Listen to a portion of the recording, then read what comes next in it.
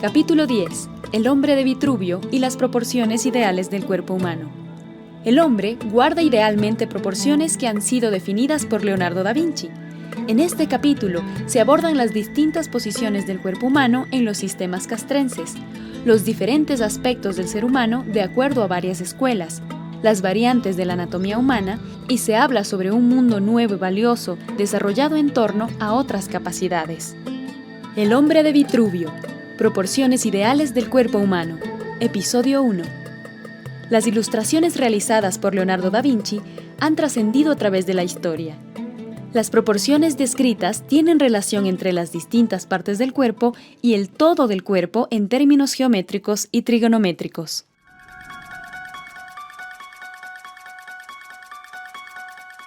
El hombre de Vitruvio es un estudio clásico de las proporciones ideales del cuerpo humano. Dibujo y notas anatómicas que ejercitó Leonardo da Vinci.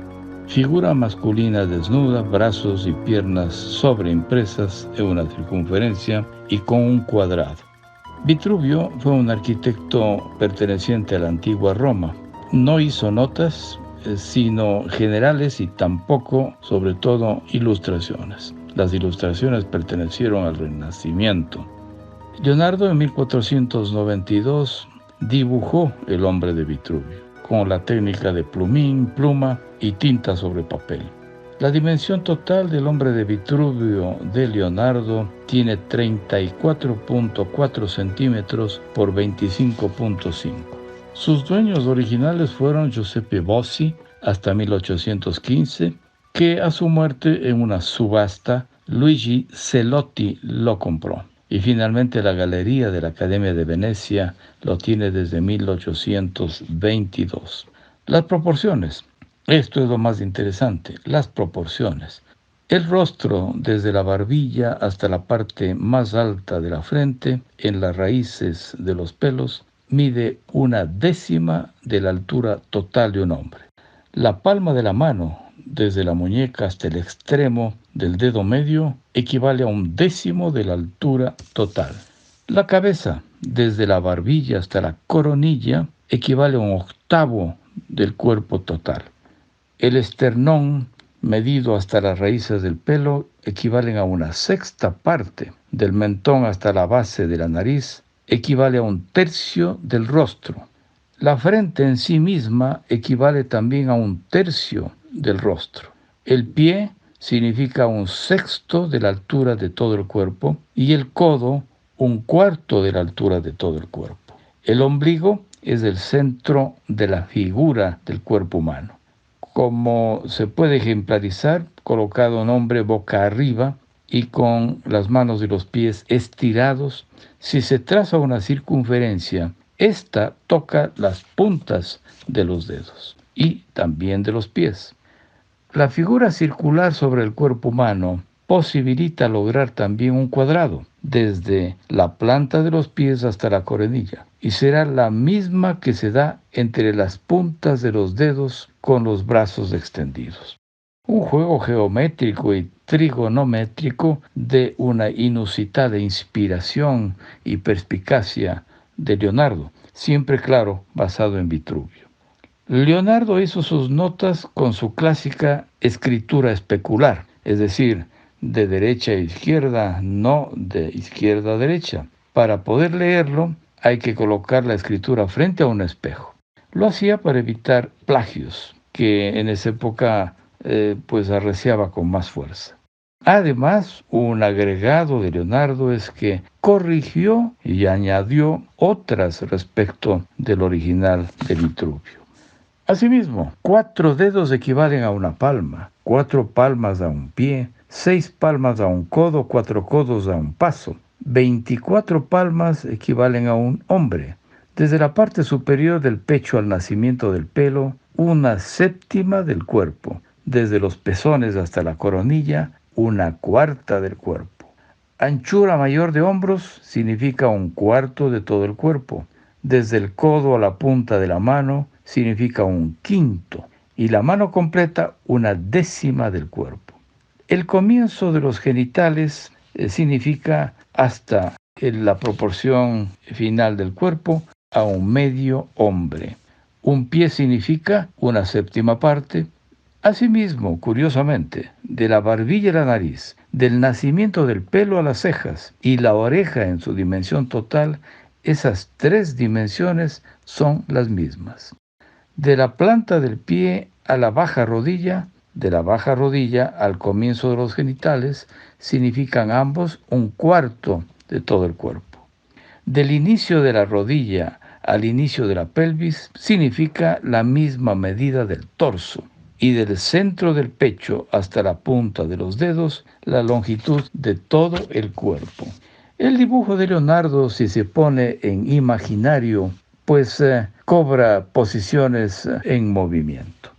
Antes de Leonardo intentaron dibujar a Vitruvio Francesco de Giorgio Martini en 1480 y Giacomo Andrea de Ferrara. Hay similitudes, no son las mismas. Por eso se ha especulado y se debate aún si Leonardo copió a los 2 autores previos citados.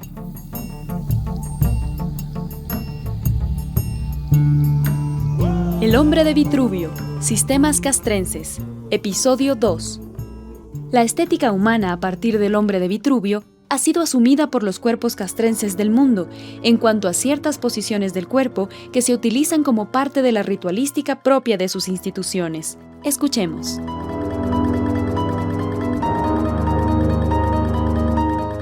Una interesante derivación de las proporciones ideales del hombre de Vitruvio y que con las notas y los dibujos de Leonardo son clásicos de la geometría, de la trigonometría y también de los estudios ideales de la estética humana.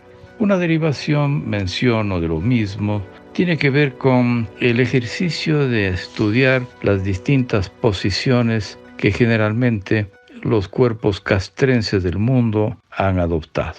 Particularmente es interesante la llamada posición firmes. La posición firme supone una alerta en preparación al acto bélico que todos los cuerpos militares del mundo lo usan. Sin embargo, no solamente los militares, los policías, los paramilitares, también los scouts, los cadetes y el ejército de salvación. Por otro lado, las bandas de marcha civil, bandas estudiantiles o bandas de edades más avanzadas usan particularmente la posición de firmes. Hay algunas variantes que es interesante pasar revista. Por ejemplo, en Inglaterra, Escocia, Irlanda del Norte, también en Nueva Zelanda, Australia, las excolonias del Reino Unido y también en Estados Unidos de Norteamérica, los pies deben tener un ángulo de 45 grados con respecto de los talones. En Canadá la diferencia es curiosa. El ángulo entre los pies con los talones debe tener 30 grados. En Rusia, tradicionalmente, a la orden de Ar o Mar, los soldados giran la cabeza, que están hacia el lado, giran bruscamente hacia el frente. En Suiza, quienes ejercitan un papel de fuerza militar, ya sabemos que no hay ejército en Suiza, todos son eventualmente soldados cuando se les convoca, el ángulo de los pies a los talones debe tener 60 grados. En una variante interesante en Suecia, en todos los cuerpos castrenses, es que las manos deben estar cerradas en puño como una señal de lucha. Son distintas lecturas sobre el cuerpo que en base de la proporción ideal del hombre de Vitruvio se deriva al momento del ejercicio de las Fuerzas Armadas del mundo y sus concomitantes relaciones y vecindades. De la misma manera como las Fuerzas Armadas en el mundo tienen posiciones similares, aunque con diferencias de acuerdo a lo que hemos citado, es interesante que hay culturas, subculturas y distintas ideologías en el mundo cuyas traducciones de los lenguajes corporales a la vista se diferencian. Es conocido el saludo hitleriano en el nacionalsocialismo alemán, cuando se saludaba al Führer y él a su vez respondía, o cuando entre sí se saludaban los militantes, los milicianos de esa tendencia, con un clásico saludo con la mano en alto y levantado hacia adelante.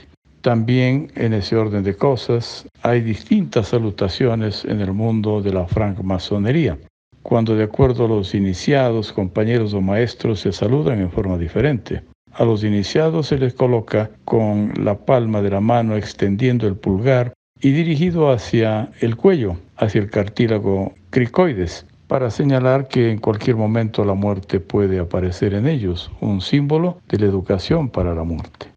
Cuando se trata de saludos masónicos dándose y estrechando las manos, son distintos en el caso de cada uno de los niveles. Por ejemplo, de alguna manera haciendo una suerte de clic en la tabaquera anatómica de uno frente al otro sobre el dorso de la mano en la altura del pulgar. En cambio, extendiendo el dedo medio y empujando la superficie del músculo palmar mayor y palmar menor atrás de la muñeca, cuando los saludos masónicos son con el rango de maestros. Mucho se ha discutido, se ha especulado y se ha estudiado a fondo la salutación de Bolívar y San Martín en la rotonda de Guayaquil, cuando se entrevistaran para decidir frente a los procesos libertarios de las Américas.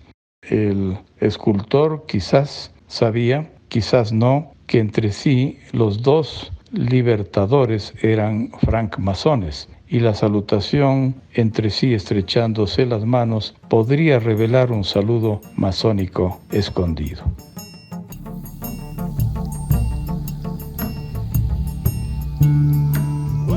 El hombre de Vitruvio. Aspectos del ser humano. Episodio 3. El hombre no es hecho en base a una medida universal. La ciencia ha definido distintos aspectos del cuerpo humano que reflejan variaciones según las escuelas de estudio. Escuchemos.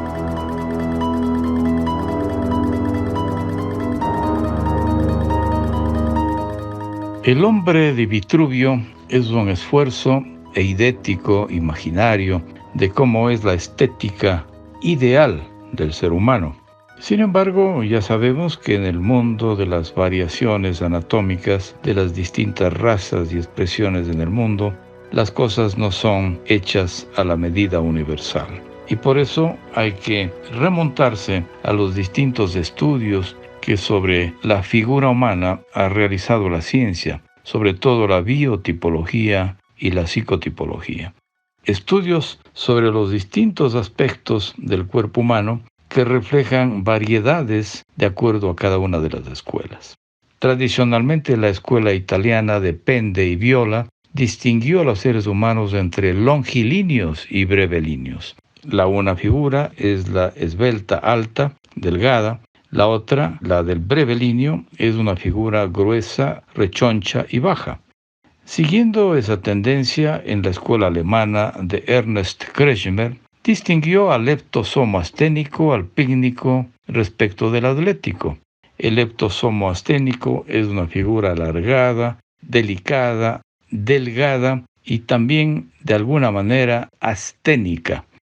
El pícnico es bajo, es rechoncho, grueso, gordo.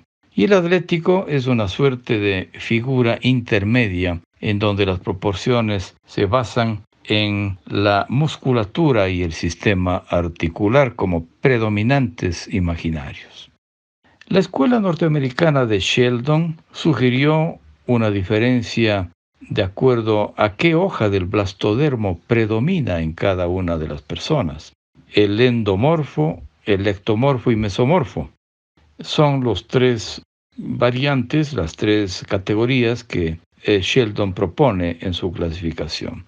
El endomorfo se desarrolla sobre todo a partir de las vísceras, el ectomorfo sobre todo a partir de la piel y del cerebro y del sistema nervioso, y el mesomorfo a partir de los músculos y el esqueleto óseo. Cada una de las formas anatómicas, por tanto, no siguen precisamente las tendencias ideales de Vitruvio y de Leonardo da Vinci. Una variante de los científicos en el resto del tiempo procuró inclusive sortear los obstáculos de la base anatómica que a manera de rigor inamovible volvía muy esquelética, muy rígida la clasificación. Y por eso, para citar a dos ejemplos, Carl Gustav Jung el autor del concepto de la introversión y extroversión, precisamente clasificó 8 tipos introvertidos diferentes y 8 tipos extrovertidos diferentes. Hay una versión más acopada, 4 introvertidos y 4 extrovertidos, de acuerdo a qué variante determine cada uno de ellos. Pero es un esfuerzo en donde se escapa Jung de la rigidez del concepto anatómico para diferenciar a los seres humanos. Otro esfuerzo lo hizo Fritz Kunkel en clasificar al ser humano en tortuga, enredadera, nerón y estrella. Tortuga, el de reacciones lentas; enredadera, el que busca siempre atarse a un buen árbol a que le cobije; nerón, que anhela el poder; y estrella, el que anhela la figuración. Hay escuelas inclusive de corte filosófica, como la de Spranger, en donde clasifica al ser humano de acuerdo al valor humano que más predomina en él: el homo religioso, el homo científico, si es que predomina la espiritualidad y la búsqueda de la verdad; el hombre estético, si busca sobre todo el arte y la belleza; el homo social, que busca la solidaridad humana; y el homo político, que busca el poder y la gobernabilidad. Son estilos y escuelas en donde se intenta clasificar a los seres humanos desde el punto de vista anatómico y biológico unos, y desde el punto de vista psicológico, también axiológico, ético, filosófico, según otras tendencias. Por eso es que las ideales proporciones de Vitruvio, representadas en el dibujo de Leonardo da Vinci, no se cumplen siempre en la cabalidad que se esperaba por parte de ese esquema ideal e idético, yo diría platónico, respecto de la figura humana. El mismo Kretschmer ha distinguido el perfil de pájaro que tienen los leptosomasthénicos cuando la mandíbula es muy pequeña. Hay también, en el caso del atlético, prognatismos. La mandíbula inferior se pronuncia significativamente en aquellos seres humanos. Y también en otras clasificaciones de acuerdo al tamaño y a la forma del rostro y de la cabeza. Los braquicefálicos, que tienen la cabeza ancha; otros que tienen la forma de óvalo, una suerte de óvalo alargado y diferente de otras configuraciones humanas. Por tanto, lo ideal no es precisamente lo común. La estadística da una variante muy importante que tiene traducciones al momento de hacer estudios en la biología, en la biotipología, en la psicotipología.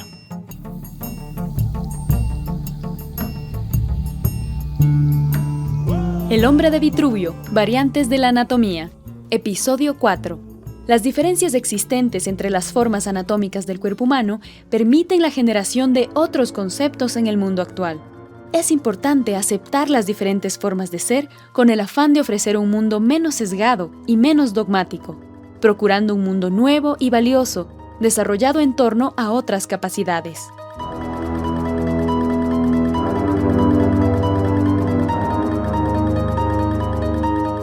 Con relación a las múltiples variantes que tiene la anatomía humana, y por tanto que puede ser un concepto eurocéntrico, el concepto ideal del hombre estéticamente universal, pues es necesario aceptar las diferentes formas de ser anatómica del cuerpo humano. De esa manera, cada una de las diferencias que entre la raza humana, que la especie humana presenta, ofrecería menos sesgos y menos visiones dogmáticas sobre su esencia física. Tanto es así que un mundo muy nuevo y considerablemente valioso en el mundo se ha desarrollado ahora sobre las discapacidades. Las otras capacidades, como se llama en un lenguaje metafórico, dado que quienes tienen algunas minusvalías tienen otras sobrevalías en distintas formas integrales de ver la corporalidad. De esa manera, hay personas que pueden tener tamaños de dientes distintos. Pueden haber personas que sus pabellones auriculares tengan tamaños diferenciados.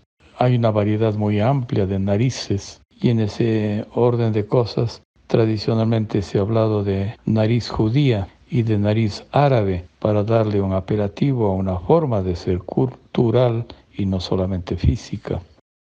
Es verdad que las distintas formas de ser anatómica además han potenciado otros valores.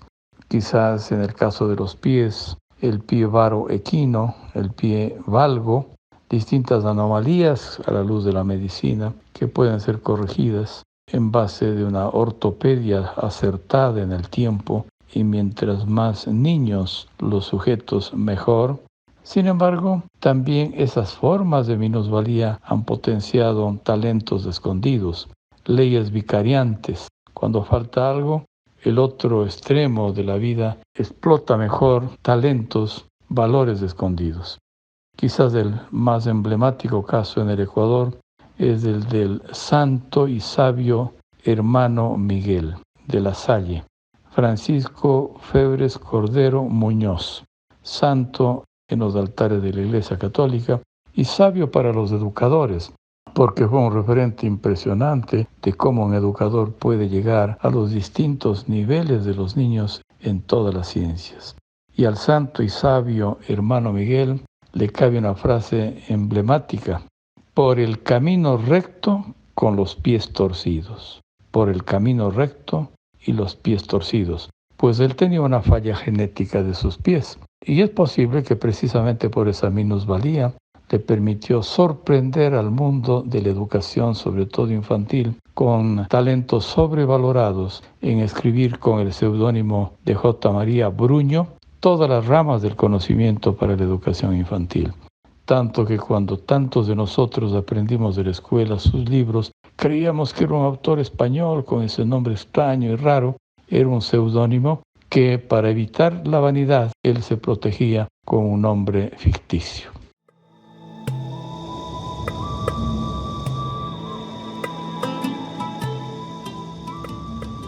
Los lenguajes del cuerpo. Los lenguajes del cuerpo. Los lenguajes del cuerpo. Los lenguajes del cuerpo.